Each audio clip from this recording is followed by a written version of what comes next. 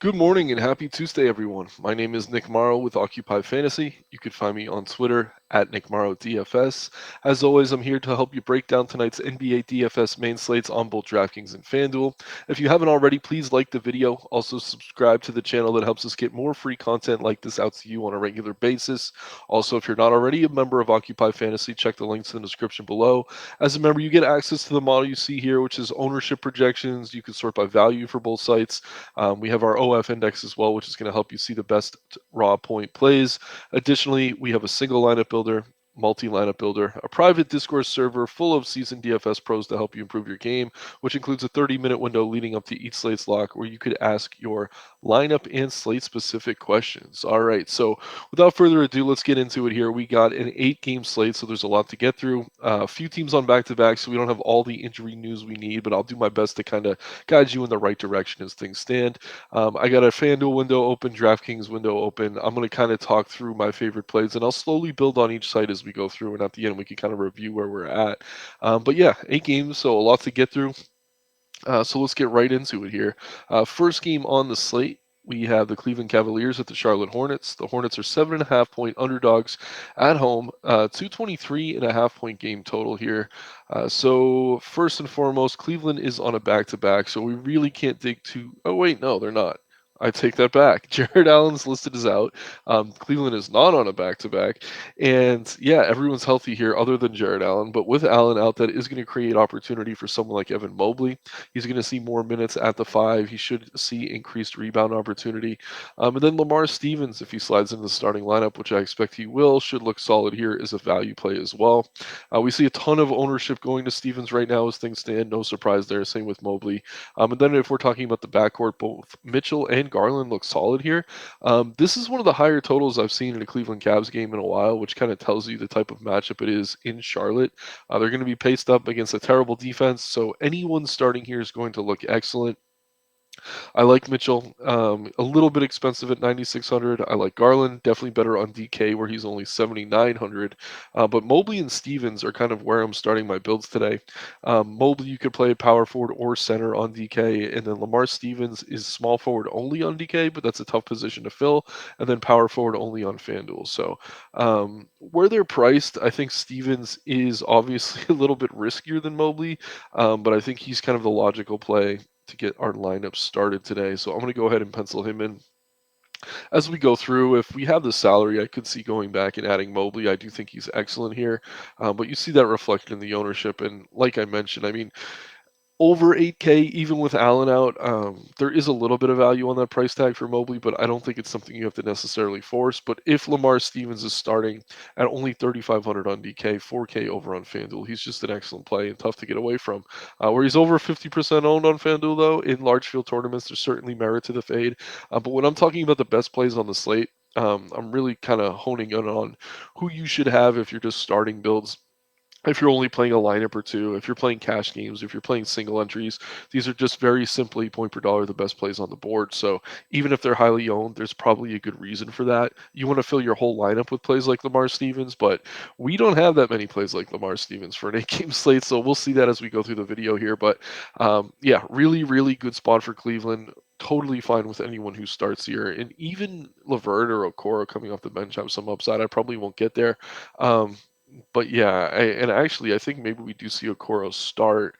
He's risky, but yeah, Mitchell, Garland, excellent. Mobley, outstanding. Stevens, core play for me as things stand.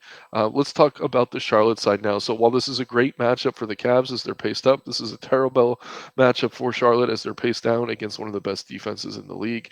LaMelo Ball obviously still out. No Theo Maledon, James Bouknight, Cody Martin all out as well. Kelly Oubre is probable. Then the one big piece of news that's actually actionable, we have Mark Williams out. So with Williams out, Nick Richards is going to get the start at center again. They moved him up to 6,200 over on FanDuel, so he's a little bit tough to get to over there. But at just 5K flat, on ZK, I don't mind Richards, and I think with Jared Allen out, that should help his upside a little bit. Obviously, still not a great matchup, but as far as like who he's going to be seeing in the post. I think seeing less Jared Allen is certainly a good thing for his fantasy prospects. So I like Richards here. Maybe I pull him throughout the video as we continue. Probably won't use him on FanDuel very much, where we only have the one center spot and he's more than 1K more. But Richards on DK is probably my favorite Hornet play over there. We've seen some big games out of Rozier with LaMelo out of the lineup. He's kind of boomer bust, kind of priced where he should be. I like him, don't love him, but I wouldn't be mad if you're landing on him. Kelly Oubre as well. He's been solid. His price has come down a bit. It got a little bit overinflated, I think, after a couple big games. But I do like him here. Gordon Hayward, PJ Washington. All these guys are fine. And yeah, we've seen Dennis Smith Jr. starting at times. If he does slide in the starting lineup, he's viable. Even off the bench, there's some merit to playing him in large field tournaments. Not a play I'm rushing to get to, though. Really, Richards is my favorite play here. Obviously, Rozier's probably second, with Oubre and Hayward not too far behind. But as far as core play goes for Charlotte, only Nick Richards and only on DK where you can play two centers, and he is only 5K over there. So let's move into the next game on the slate now. We have the Pistons at the Wizards. The Wizards are 13-point favorites at home, which is a little bit surprising to see, just because the Wizards, while they've been better and they are decent, that's just shocking to me. Even against a Detroit team that happens to be on a back-to-back. So here's the thing: we don't have the injury news we need yet for Detroit, but we do know a lot of it. First and foremost, obviously, Cade Cunningham's out for the season. It sounds like Hamidou Diallo is likely to be out for the season now as well.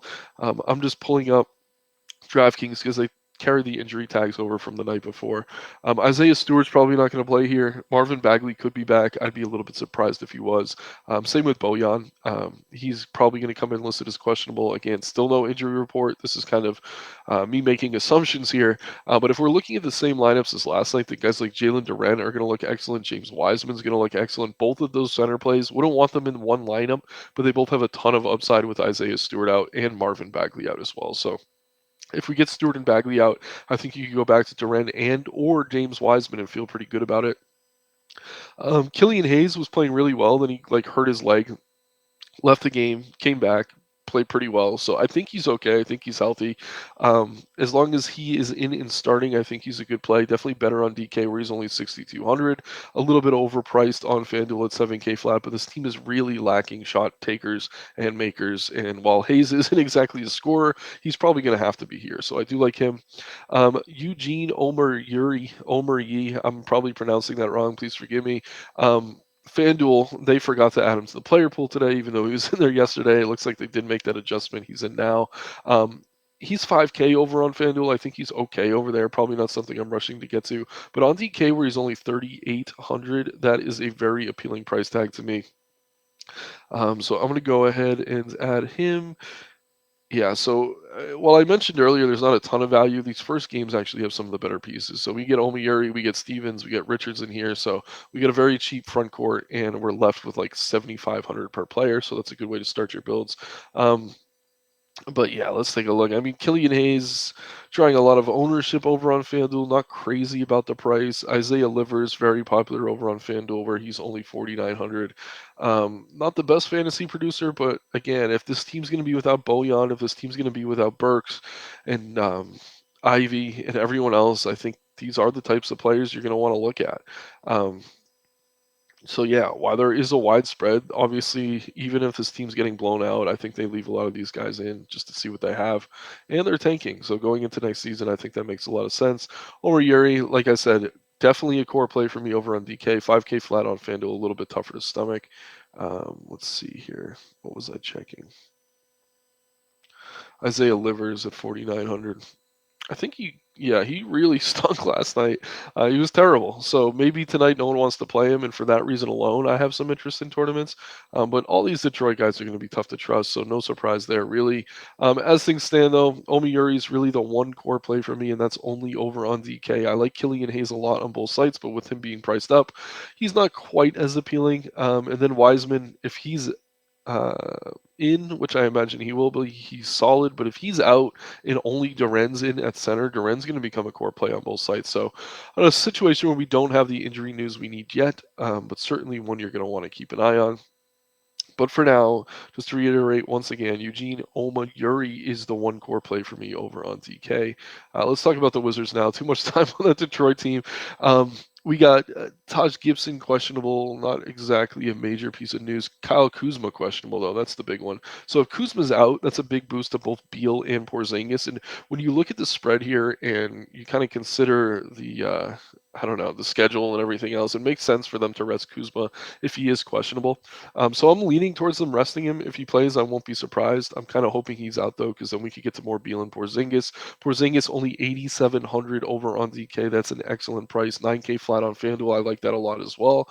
I'm not going to be rushing to pay that if Kuzma is in, but if he's out, I certainly will be. And then Bradley Beal over on DK at 8,200. He looks good here. Fine GPP play if Kuzma's in, but if Kuzma's out, he's going to see a nice boost. 9K on FanDuel, okay, but not going to be a priority for me regardless of the Kuzma status. And then Daniel Gafford, he's had some good games. There's a lot of value at center, surprisingly, today, so I don't mind going to Gafford, but I think he's more of a large field tournament type play. And then if Monte Morris continues to get the start at point guard, I think we could take a look at him. Um, he's been pretty productive, around a fantasy point per minute. And in a great matchup like this with Detroit, he certainly is upside. It's just he's very inconsistent. So again, another play we're probably only using in tournaments. But a lot to like for Washington if Kuzma is out. If Kuzma's in, I'm fine with that big three. Fine with Gafford and Morris. Really no priorities there though. But if Kuzma's out, then Beal and Porzingis are going to see a major bump in their usage and likely their fantasy point per minute production as well. So game we're certainly keeping an eye on. The good news is it is in that 7 o'clock window, so we will have those lineups and that news before the slate locks. All right, so moving into the 7:30 window now, we have the Nuggets at the Raptors. Raptors are 1 point favorites at home, 227-point game total here. Over on the Denver side, Reggie Jackson is probable, Jamal Murray is questionable. Everything else is kind of just G Leaguers. We'll start with Denver, and then I'll get into Toronto after the fact. So if you can afford him, Jokic, always one of the best pay-ups on the slate. Very high ceiling, fighting for that MVP award right now. Clearly a ton of upside here. Again, if you can afford him, do it, but there is a lot of value in center. Jamal Murray listed as questionable. If he's in, he's fine. There's better guard plays, in my opinion, especially in this matchup against Toronto, who actually is a pretty solid defense. But that being said, I mean, he has upside. He's only going to be 1% owned, so in tournaments, just from a game theory angle, he makes some sense. Fine with Gordon, fine with Porter Jr., fine with KCB, even in large field tournaments. None of them are priorities. Mike Malone has an infatuation with Reggie Jackson. He's getting a ton of minutes right now. So I don't mind him as a value play, but yeah, what we know better than Malone is that Jackson really isn't all that great of a producer. If Murray's out and Jackson starts, I do think he's going to be very popular. I do think you're going to want to use him.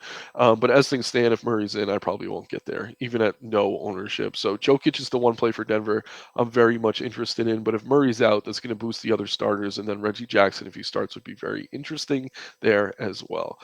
So over on the Toronto side of things, no Otto Porter and then a bunch of G Leaguers.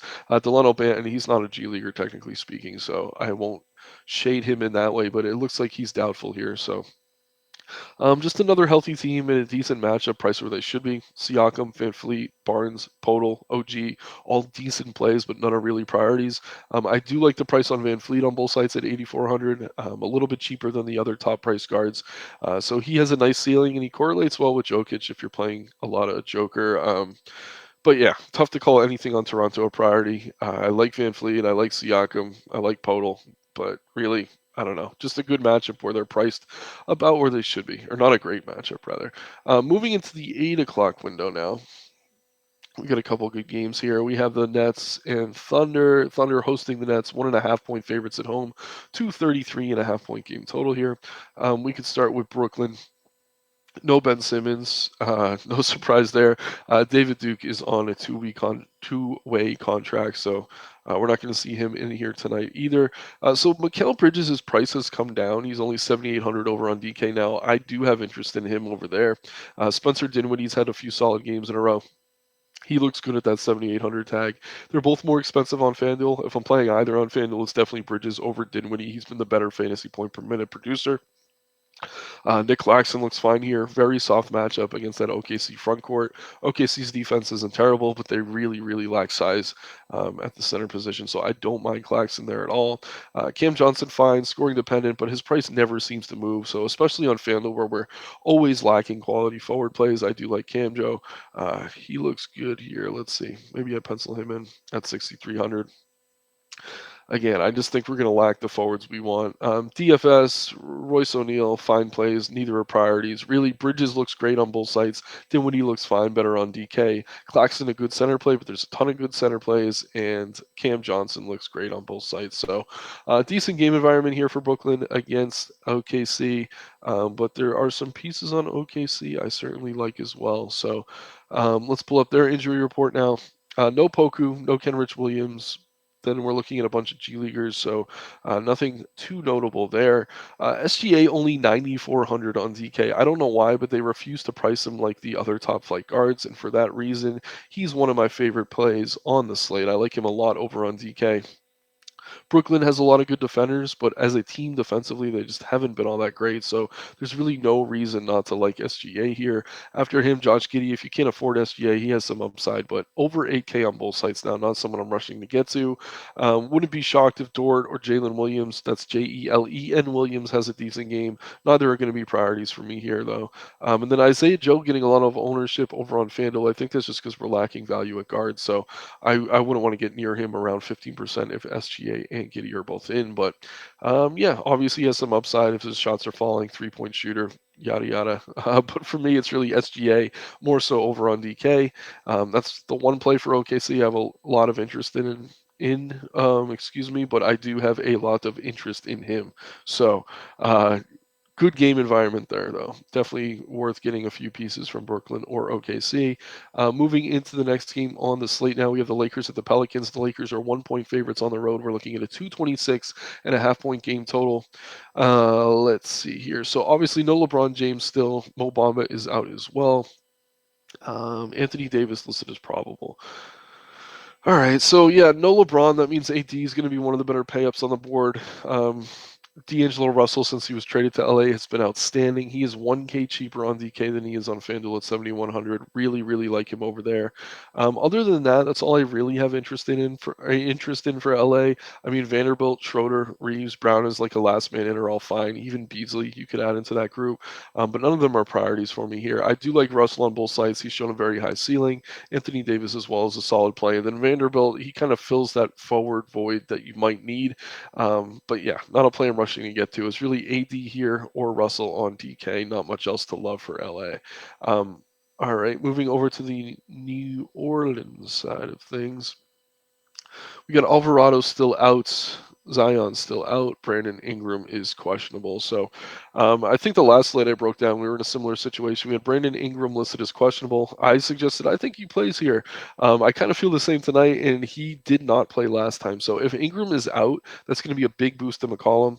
We saw a massive, massive game out of Trey Murphy. He's going to look better on the wing. His price came way up, though. He's now almost 7K on FanDuel. Murphy, Jones, and Marshall are all kind of similar plays in that they see a big boost with Ingram out of the lineup. They get more usage on the wing. But yeah, I mean, it's tough to really prioritize any of them if Ingram is in. So if Ingram's in, I don't have much interest here other than Ingram and McCollum. But if Ingram is out, McCollum's one of the best guard plays on the slate. Trey Murphy's going to look solid, especially on DK. And then Herbert Jones or Najee Marshall. If you need a little bit of a discount, they're all solid wing plays here as well. So situation we have to keep an eye on. I will touch on Joe Val quickly. The minutes have been very inconsistent for him. Obviously, he has a very high ceiling against a big team like LA. It makes some sense that he'd see extended run on the floor. But with Larry Nance back and healthy, I just can't trust the minutes right now. So at 1% ownership, I could see getting to him if you're playing a bunch of lineups. But for me, he's more of a single entry player. I play like 5 to 10 lineups most nights. I'm not going to get to Joe Val here at all. So I like CJ. I like Ingram if he's in. If Ingram's out, you could get to way more CJ than you were probably going to. Trey Murphy, Jones, and Marshall would all look pretty good there as well.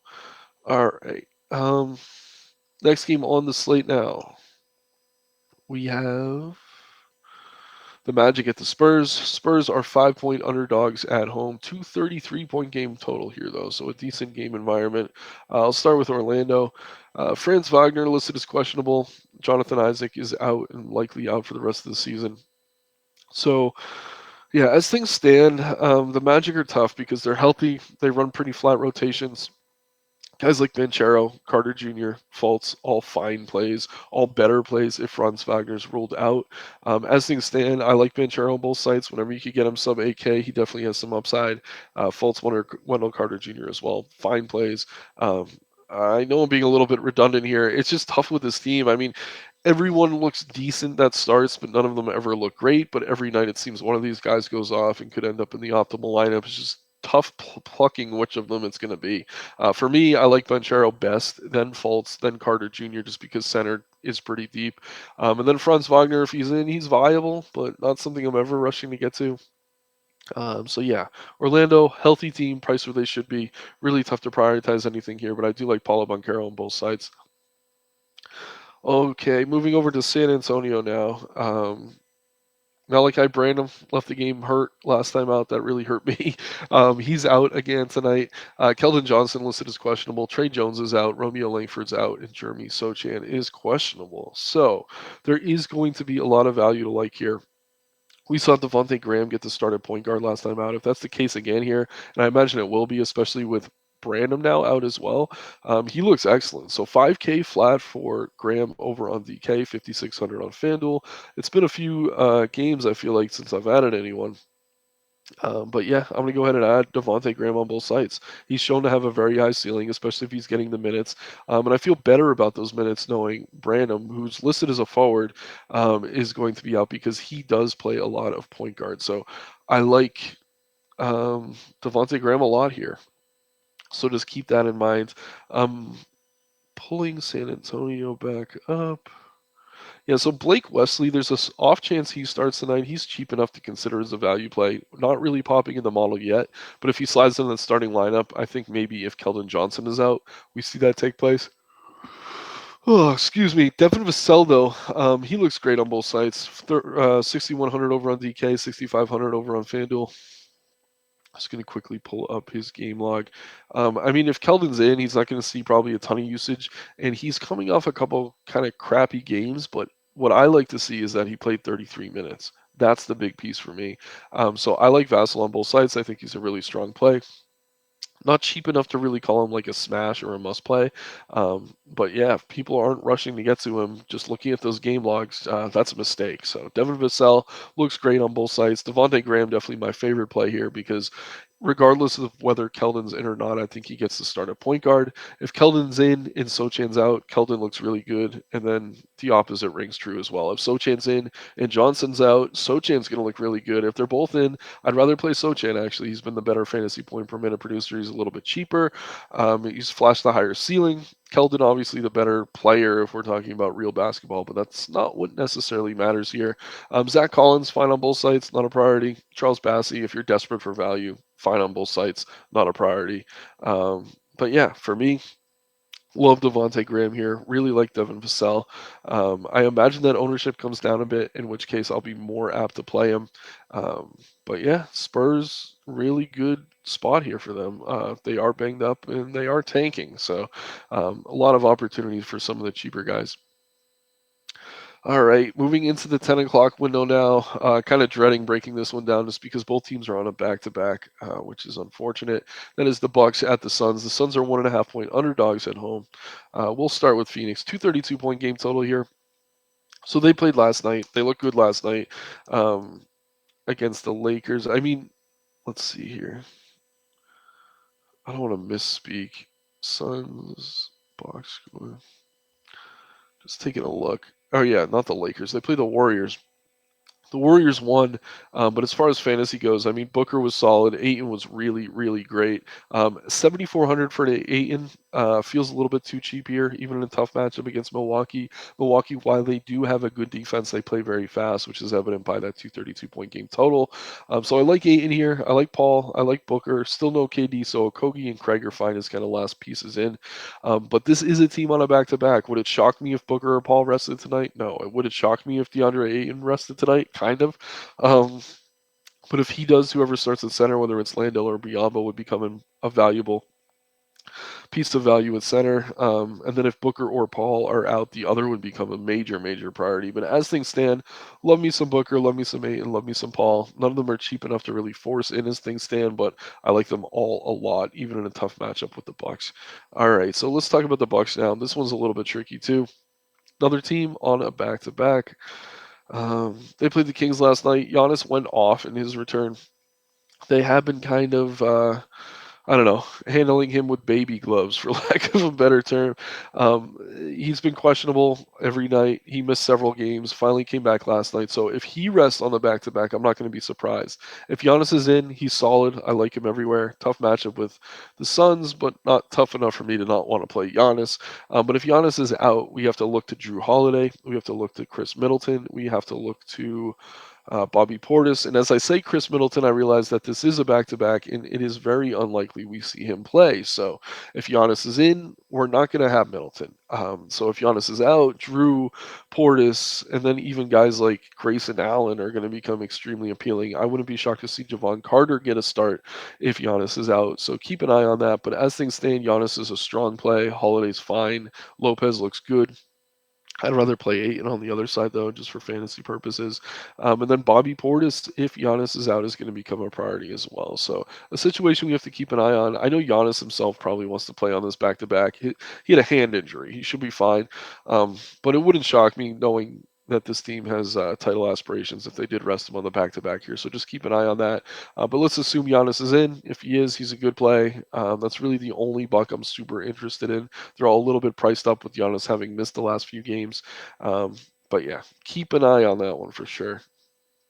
And that is the 10 o'clock window, which is unfortunate because you're going to have to wait for the lineups and the news in all likelihood. I mean, the one good news, though, as far as that's concerned, is there is a second 10 o'clock game. We have the Trailblazers hosting the Knicks. Knicks are 2.5-point favorites on the road here, 228-point game total. So if you need to pivot off of Giannis, maybe get some Julius Randle in your life, I'll start with the Knicks. Knicks, Jalen Brunson is doubtful, so that's obviously a big piece of news. Whenever Brunson's out, we can look to Emmanuel quickly, who slides into the starting lineup. He's been excellent. Julius Randle sees a nice bump in his usage. RJ Barrett as well. Those are the three I'm most interested in. Quickly over on FanDuel, where it's just 6,900, looks excellent to me. I've definitely been kind of slacking with filling out this lineup, so let me go ahead and get some pieces in here for the Knicks. I'll go ahead and add Randall. He's sub 10K. I think that's a little bit too cheap. I'll go ahead and add quickly at 6,900. Again, Brunson's out, and a matchup with Portland is a good one for fantasy purposes. But yeah, Barrett looks good here as well. Don't mind Mitchell Robinson. He's just very much boomer bust, high ceiling, low floor. Josh Hart, similar story. Not a high usage player, but he is going to see a little bit more usage with Brunson off the floor. So I could see going to him. Quentin Grimes, only 3,700 on DK. I think he probably starts here again with Brunson out of the lineup. I could see using him as value. Not a very exciting play, but certainly one that you could maybe get to and feel decent about, knowing he's probably going to play over 30 minutes. Really good matchup for the next year, so no major surprises. Let's get over to the Portland side and wrap this up. So Jeremy Grant is questionable. Damian Lillard is questionable. If they're both in, they're both good plays.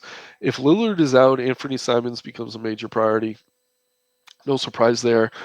Secondary options with Lillard out would be Cam Reddish. Could see a little bit more usage for Jeremy Grant if he's in and Lillard's out. Nurkic is back and healthy. The minutes haven't really been consistent for him yet, though, so I'm not going to get to any Nurk. But if Dame's in and Grant's out, I'd really like Dame here. I mean, Dame, where you're getting him sub 11K on both sides, he looks like a good play. So another situation we kind of have to wait on the news. Again, those two late games, we're waiting on a lot of news, but we do have two games, so you should be able to pivot if you leave a few spots open for those teams. And yeah, as things stand, I really like Dame. If he's out, Simons is a priority. I really like Grant. If he's out, maybe we see Drew Eubanks slide in the starting lineup. He'd still be a little bit risky for me, though. All right, so we've gone through the team by team. Let's talk through what we built so far. I mean, Lamar Stevens, Omi Yuri, wouldn't call either totally safe, but they're cheap enough that I think they probably hit value pretty consistently. SGA just too cheap over on DK. Really like Nick Richards with Mark Williams out. Devontae Graham likely starting a point guard with with both Branham and Trey Jones out for the Spurs. Nice little start there. You're left with around 8K per player. You could probably fit a Jokic or an Anthony Davis or Giannis, and then just kind of build around the rest of that with value. Feel pretty good about it. Over on FanDuel, similar story. Not as many spots filled, but we got the Lamar Stevens value. Julius Randle looks good here. I went ahead and added Cam Johnson at 6,300. I don't even know if he's a core play. It's just tough to fill small forward. We do have RJ Barrett, who looks good for New York, but I'd rather play Randle and Quickly, who've had the higher usage rates and are a little bit too cheap. We like Devontae Graham over on FanDuel as well, with Trey Jones and Brandon out. Quickly sorting by ownership on DK, we kind of nailed it. We got Stevens and Omayuri in there. Killian Hayes, I didn't add yet. I do like him a lot, though, at 6,200. Evan Mobley, obviously, if you can afford him, looks great. Devontae Graham. And then, yeah, nothing crazy. Remember, Kuzma is questionable. If he's out, Porzingis looks excellent on both sides against Detroit, so just keep that in mind. Quickly looking at the FanDuel ownership. Mobley's more popular over there, which doesn't really surprise me. Let's see. None of these guys have center eligibility, though, do they? Yeah, so unfortunately, you can only play one of or two of Stevens, Randall, Mobley. So that's a situation. Um, I don't know. I'm gonna have to decide throughout the day. But yeah, I like Quickly, Vassell, Graham, Fultz. No surprises there. Sorting by index, looks like Jokic is the highest upside play tonight. We got Giannis on the back-to-back. As long as he's in, he looks good. Dame, questionable. If he's in, he looks good. Remember, Simons is a priority if he's out. AD with LeBron out. SGA on both sides. Randall on both sides with no Brunson. So once again, my name is Nick Marro. You can find me on Twitter at Nick Marro DFS. Please like the video, subscribe to the channel, help us get more free content like this out to you. Let's have some fun tonight again, everyone, and make some money. Take care.